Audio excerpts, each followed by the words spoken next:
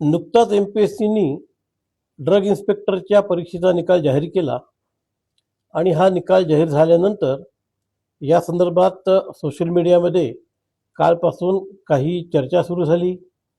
काही सन्माननीय लोकप्रतिनिधींनी या संदर्भामध्ये पण काही शंका उपस्थित केल्या.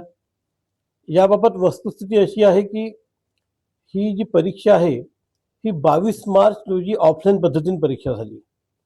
जवळपास 45,000 कॅन्डिडेट्सनी याच्याकरता अर्ज केले होते आणि 31,000च्या आसपास 31,000-31,000च्या आसपास या ठिकाणी उमेदवार बसले होते. याचा निकाल 12 जूनला जाहीर झाला आणि या सगळ्यांचा जो मुलाखतीचा कार्यक्रम आहे या सगळ्यांची इंटरव्ह्यू 1 जुलै ते 22 जुलै या काळात झाले आणि ज्या दिवशी शेवटचे इंटरव्ह्यू झाले 22 जुलैला त्याच दिवशी आम्ही संध्याकाळी याची प्रोव्हिजनल मेरिट लिस्ट डिक्लेअर केली. मीनवाईल या 21 जुलैला आयोगाला एक ईमेल प्राप्त झाली. ही ईमेल एक मोघम स्वरूपाची होती. यामध्ये म्हटलं होतं की या परीक्षेमध्ये गोंधळ झालेला आहे, तुम्ही ही परीक्षा रद्द करा. त्याला आयोगाकडून उत्तर दिलं गेलं की आपल्याकडे जे काही पुरावे असतील ते आपण पुरावे घेऊन यावे, आम्ही याची चौकशी करू. त्यानंतर 23 जुलैला आयोगाला एक अजून ईमेल प्राप्त झाला. त्यामध्ये त्यांनी काही उमेदवारांच्या व्हॉट्सॲपचे स्क्रीनशॉट त्या ठिकाणी सादर केले आणि त्यांनी असा दावा केला की हा जो 22 मार्चचा पेपर आहे हा 20 मार्च रोजीच हा काही उमेदवारांना मिळाला होता. हा ईमेल मिळताच तात्काळ आम्ही त्या तक्रारदारांशी संपर्क साधला. त्यांना सांगितलं की आपल्याकडे काय पुरावे तुम्ही आमच्याकडे घेऊन या. आज तक्रारदारांना कार्यालयामध्ये बोलवलं होतं 27 तारखेला. अद्यापपर्यंत ते आलेले नाही. जर ते आता आले तर आम्ही त्यांचं म्हणणं काय ते ऐकून घेऊ. त्याचप्रमाणे जे काही उमेदवार आहेत ज्यांच्या संदर्भामध्ये अशा तक्रारी आल्या होत्या त्यांना देखील आम्ही बोलवलेलं आहे. मीनवाईल काल रात्री 9:30 वाजता आम्हाला जो तक्रारदार आहे त्याचा एक परत ईमेल प्राप्त झाला आणि त्यांनी असं म्हटलेलं आहे की हा जो मी तक्रार केली होती ती तक्रार चुकीची आहे.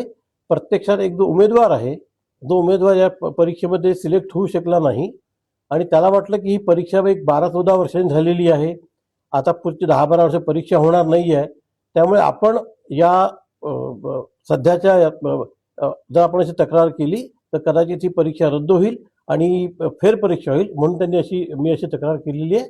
मी अशी तक्रार माझी वापस घेतो आहे. आता आम्ही त्यांना देखील पाठवलं की तुम्ही तुमचं म्हणणं आयोगाकडे सादर करा.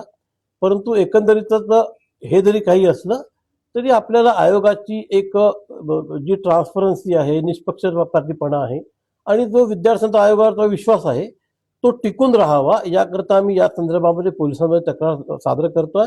यामध्ये पोलीस तपास जो काही करतील त्याच्यातनं जे काही निष्पन्न होईल त्या आधारे आम्ही निश्चित कारवाई करू. तक्रारदाराचं नाव गौरव पाटील उर्फ लोकेश पाटील आहे आणि जो उमेदवार आहे ज्यांनी ही व्हायरल केली त्याचं नाव गांगुर्डे म्हणून आहे. त्या गांगुर्डेंनी पण आज एक सकाळी इन्स्टावर रिलीज केली. त्यांनी सांगितले की माझ्या तक्रारीवर मी कायम आहे. त्यामुळे आम्ही त्यांचे पण बाजू ऐकून घेऊ, सगळ्यांची बाजू ऐकून घेऊ आणि पोलीस याचा तपास करतील. त्याच्यामध्ये जे काही निष्पन्न होईल ते निष्पन्न होईल. परंतु आयोगावरचा जो विश्वास आहे विद्यार्थ्यांचा तो निश्चितपणे तसा राहायला पाहिजे. आम्ही त्या विश्वासाला सार करण्याकरता जे करायचं करणं आवश्यक आहे ते आम्ही सगळं करू.